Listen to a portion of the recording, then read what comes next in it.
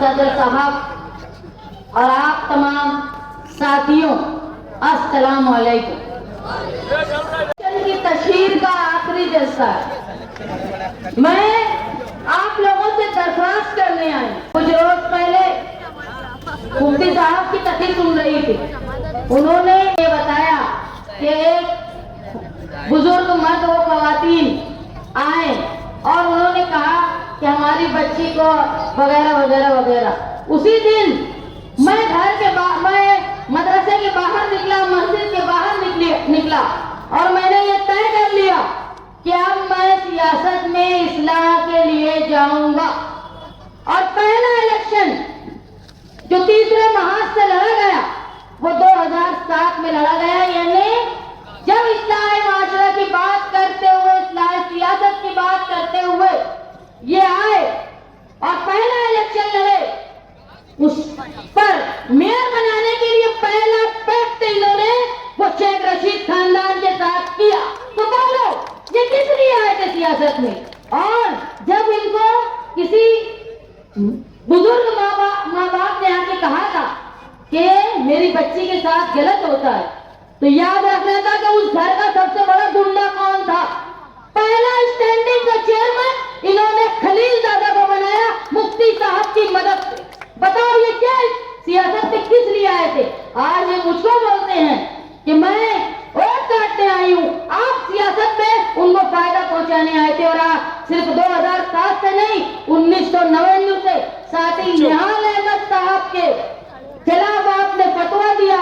और मैं सिर्फ इतना ही नहीं, जो मौलवी उस्मान के खानदान के यहाँ बैठे होंगे उनसे पूछ लेना, सालों पहले सियासत में आने से पहले, सालों पहले मौलवी उस्मान पर भी नऊज़ुबिल्लाह तोहमत लगाई गई थी। इनके जरिए वो इनकार करते इस बात का। मुझे कुछ रोज पहले ये बात पता चली, मेरा दिल दुखा। आप हम पे इल्जाम लगाते हैं। आप सियासत में आए 2007 में आपने पहला चेयरमैन स्टैंडिंग का बनाया खलील दादा को, मतलब ताकत पहुंचाई। उसके बाद 2009 में इलेक्शन लड़े और 2012 में तारा मैडम को आपने बनाया मेयर। तो आप मुसलसल उस खानदान को ताकत पहुंचाने का काम करते हैं। 2002 में साथी निहाल अहमद साहब मालेगांव शहर के मेयर बने। उसके बाद आज तक मालेगांव शहर में कोई बुनकर मेयर नहीं बना। इस बात को देख लो, किसकी वजह से, किसका राज रहा? कोई बुनकर मेयर मालेगांव शहर में नहीं बना। मैं आपसे दरख्वास्त करने आई हूँ कि ये इस्लाह सियासत नहीं थी, ये खुद का फायदा और उस खानदान को फायदा पहुंचाने की बात थी।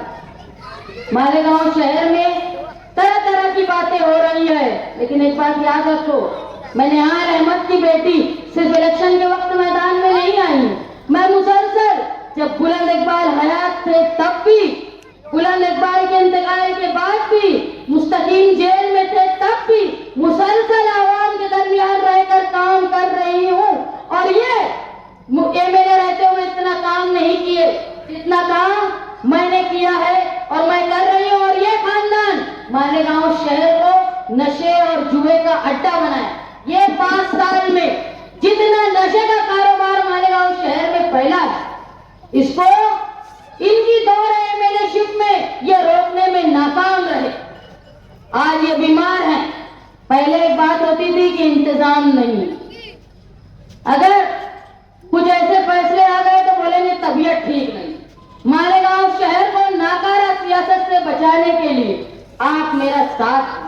मैं मुफ्ती साहब की तकरीर सुन रही थी, उन्होंने कहा कि उनकी बीमारी का मजाक उड़ाया गया। बीमारी का मजाक उड़ाना निहायत ही गलत है।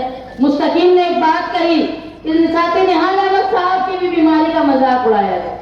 हम लोग मुफ्ती साहब के साथ इलेक्शन लड़े 2017 में। बुलंद की तबीयत बहुत खराब हुई, 2018 से वो बीमार रहे। 2019 के 16 सितंबर को बुलंद इकबाल का इंतकाल हुआ। मुझे अच्छी तरह याद है। ये पार्टी बदले, लेकिन हमारी हिमायत इनके साथ थी। हमारी हिमायत पार्टी को नहीं, शख्सी तौर पर उनको थी। और सिर्फ इसलिए कि उस नाकारा और गुनहगार खानदान को सियासत में खत्म करने के लिए हम इनके साथ थे।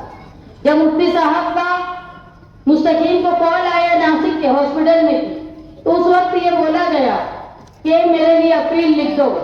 तो मुस्तकीम ने बोला कि लिख नहीं सकते और रख दिया फोन। और रखने के बाद बुलंद इकबाल ने ये सुना, वो बहुत तकलीफ की हालत में थे। वो उन्होंने ये बोला कि क्या बोल रहे थे मुफ्ती साहब? तो मुस्तकीम ने कहा कि वो बोल रहे थे अपील लिख रहे। बुलंद की ये हालत थी उस वक्त कि बुलंद सही से बोल नहीं पाता था, लेकिन बुलंद ने उस हालत में भी उनके लिए अपील लिखवाई। और जब वो अपील लिखवा रहा था और जो बुलंद को तकलीफ हो रही थी, उस वक्त मुस्तकीम बाहर निकल गया था और मुझे फोन किया था, बुलंद बहुत तकलीफ में है जान। और जो नवीद आलम लिख रहा था, वो नवीद आलम के आंसू टपक रहे थे जब वो अपील लिख रहा था। और उसने अपील बनाई और ऐसी अपील बनाई कि वो इलेक्शन खत्म होने तक भी मुकम्मल थी। इतनी अच्छी अपील बुलंद इकबाल ने बनाई। इलेक्शन हुआ, हम लोग मेरी अम्मा के लिए, मेरी माँ के लिए सबसे बड़ा सान्हा बुलंद इकबाल की मौत थी। मेरी अम्मा की पूरी दुनिया बुलंद इकबाल था। बुलंद इकबाल अगर घर से बोल के निकलता था ना कि मैं कारपोरेशन जा रहा हूँ, अगर बीच में वो कहीं और चला जाता था तो वो फोन करता था कि अम्मी मैं कारपोरेशन बोला था, मैं वहां चला गया। इतनी फिक्रमंद मेरी अम्मी रहती थी। कोई जवान लड़का 20-20, 40-40 मिनट अपनी माँ से बात नहीं करता, लेकिन बुलंद जब शहर से बाहर जाता था ना तो 20-20, 40-40 मिनट बात करता था मेरी अम्मी, सिर्फ इत्मीनान के लिए।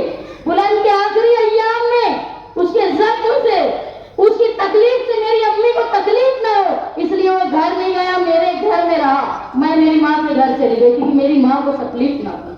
वैसी तकलीफ में वो मुफ्ती साहब का साथ दिया और बुलंद इकबाल का इंतकाल हुआ। हम लोग सिर्फ ये जुनून में कि मालेगांव शहर से नाकारा लोगों को खत्म करना है, और बुलंद इकबाल ने वादा किया है, आखिरी अपील उसकी वादत और उनका काम करना है। इसलिए हम लोग दिलो जान से मुफ्ती साहब के लिए लग गए। मेरी माँ इतने साल है कि बर्दाश्त करने के बाद भी मेरी माँ से जो हो सकता था वो घर घर जाके उन्होंने मुफ्ती साहब के लिए वोट पाई। और मेरे बच्चे यहाँ बैठे हैं, मैं हफ्ता हो गया था मेरी बेटी का मुंह नहीं देखी थी, बड़ी वाली को, वो मेरी माँ के यहाँ रहती थी। इतनी शिद्दत से मैं घर घर जाके उनके लिए वोट मांगती। और इस्लाम पूरे में, नए पूरे में कई जगह ऐसा हुआ कि जब मैं वोट मांगने के लिए गई और मैं घर निकली, मैं मानती हूँ कई घरों में आंसू के साथ मेरा इस्तेकबाल हुआ कि शान नहीं है तो तुम वोट मांगो। इतनी शिद्दत के साथ हम लोगों ने इनका इलेक्शन लड़ा। और जब ये इलेक्शन जीत गए, इलेक्शन जीतने के बाद इनके वर्कर बुलंद इकबाल के खिलाफ लिखे और ये लिखे कि एक कांटा हट गया, अच्छा हुआ चला गया। तो हम लोगों ने, यही रिजवान सर हैं, उस वक्त हनीफ साबिर भी थे, खलील वकील भी थे, मैं मुस्तकीम, हम लोगों ने बुला कर मुफ्ती साहब को बोला कि मुफ्ती साहब ये बुलंद के बारे में लिख रहे हैं। आज जिस दिन इलेक्शन की पेटी बंद हुई थी ना, आप साथी निहाल अहमद साहब की और बुलंद इकबाल की कब्र पे गए थे, अब उन लोगों को मना करो कि बुलंद ने आखिरी अपील भी बहुत मुसीबत में आपको लिख कर दी है। तो वो बोले मैं ठीक है बोलता हूँ, कल तक बोलूंगा। हमको बोले कल तक जवाब लाऊंगा। उसके बाद भी मुसलसल बुलंद इकबाल के मरने के बाद भी उसका मजाक उड़ाता रहे व्हाट्सएप पर और हम लोग इनको फोन करते रहे। बाद में 2 दिन हो गया, 4 दिन हो गया, 10 दिन हो गया, कोई संदेशा नहीं आया। उससे ज्यादा शिद्दत से खिलाफ में बुलंद इकबाल के मरने के बाद लिखा गया। और उसके बाद जब हम लोगों ने तहकीक किया तो वो जो लिखने वाले थे उन्होंने क्या बोला मालूम, मुफ्ती साहब बोल चुके हैं, मैं मना भी करता रहूंगा तो तुम लोग लिखते रहना। तो ये हरकत की थी इन्होंने, हमारा दिल टूटा। फिर भी हम बर्दाश्त करते रहे इतने साल, और तुम मेयर बनाने के लिए मुखालिफिन के साथ चले तो हमारा सुलूक देगा। मेरे बाप साथी निहाल अहमद साहब बोलते थे कि सियासत में शराबी चलेगा, जानी चलेगा, लेकिन झूठा और एहसान फरामोश नहीं चलेगा। ये साथी निहाल अहमद साहब कहते थे। और आज तुम देख लो, हर इलेक्शन में जो पहले इलेक्शन में साथी है वो दूसरे नहीं, जो दूसरे में है वो तीसरे में नहीं, जो तीसरे में थे वो चौथे में। ये इनकी हालत हो गई है। मैं आप लोगों के सामने इलेक्शन में मैं इतनी बातें इसलिए कर रही थी कि मैं बता सकूं कि हमने खुलूस दिल से उनका काम किया था। हमने हमारी सारे गम को बुला के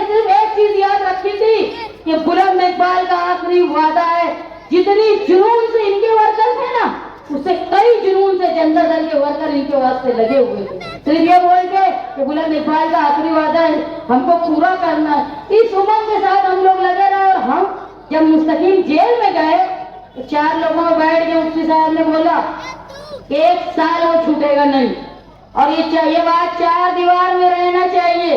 अगर बाहर कोई मुझसे पूछेगा तो मैं कसम खा के बोल दूंगा मैं ऐसा नहीं बोलूंगा। इस तरह की बात उन्होंने की, हम लोग फिर भी साथ में रहे।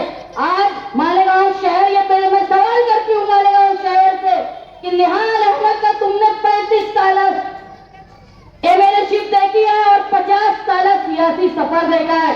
1964 से लेके 2016 तक निहाल अहमद साहब रहे।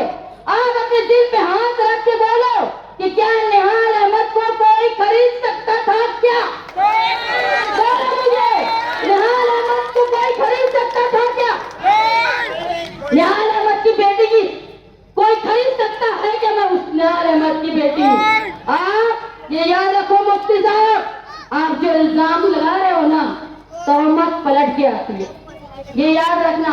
जिस तरह बीमारी का मजाक उड़ाए थे ना, तहमत पलट कर आई, वैसे ही तहमत पलट कर आएगी।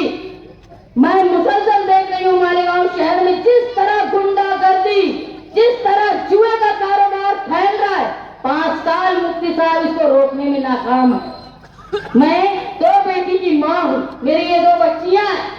मुझे मालूम है कि ये नशे की लत अगर पूरे शहर में फैल गई तो कोई घर इससे महफूज नहीं रहेगा।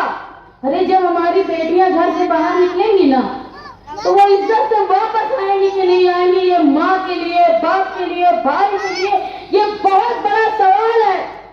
तुम मुफ्ती साहब, वो नशेड़ी खानदान, वो एहसान जो तकरीर करता है ना, वो खुद दुनिया भर का नशे में रहता है और नशेड़ियों को लेके घूमता है। पुलिस वाले अंधे हैं क्या? उसको देखते नहीं। और मुफ्ती साहब, आप ये नशा करने वालों को और नशे के कारोबार करने वालों को 5 साल में रोक नहीं पाए, आप नाकारा साबित हो गए।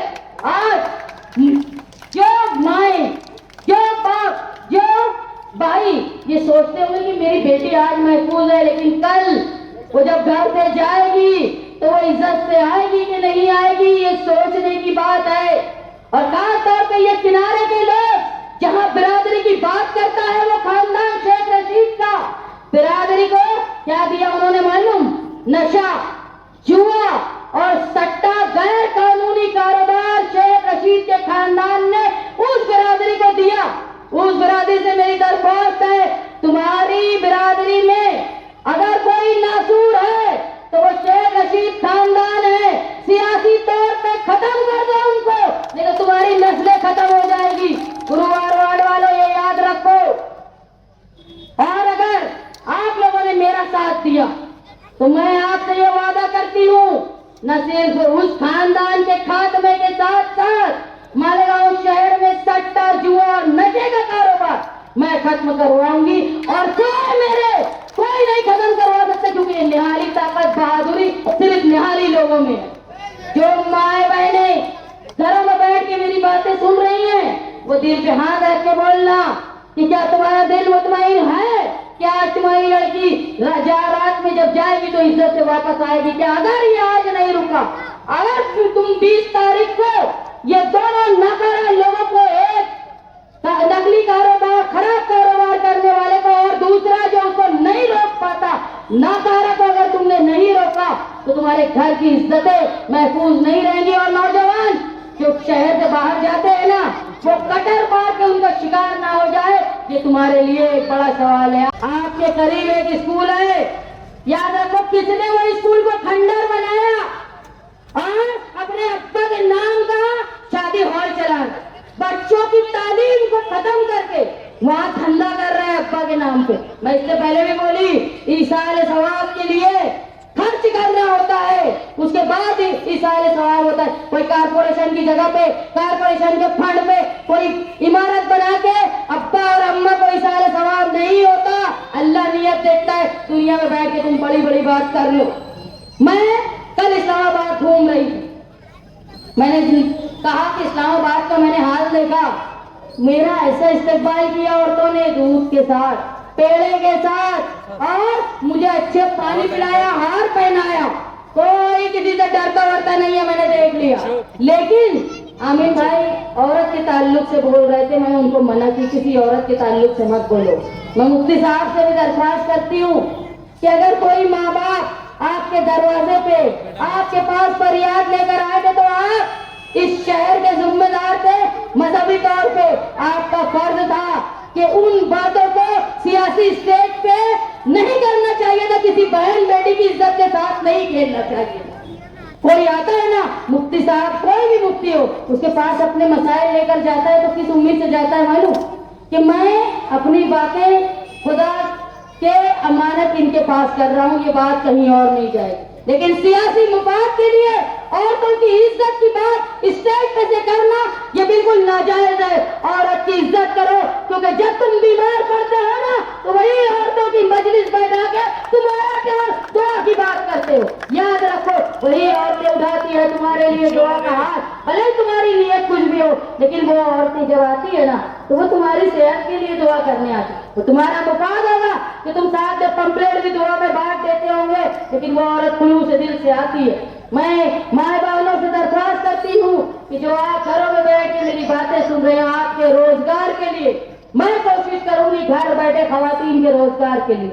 और ये इस्लामाबाद वालों को मैं बोल देती हूँ कि आप लोगों ने इस्लामाबाद में खवातीन पर जो हाथ उठाया, मैं बोल रही किन लोगों ने, इस्लामाबाद वालों ने, ये इंतहाई गलत हरकत है। किसी भी औरत के साथ इस तरह नाज़ेबा हरकत नहीं होना चाहिए तुम्हारे सियासी फायदे के लिए। और किसी भी बहन बेटी की गालियां, फोन की रिकॉर्डिंग ये नहीं होनी चाहिए।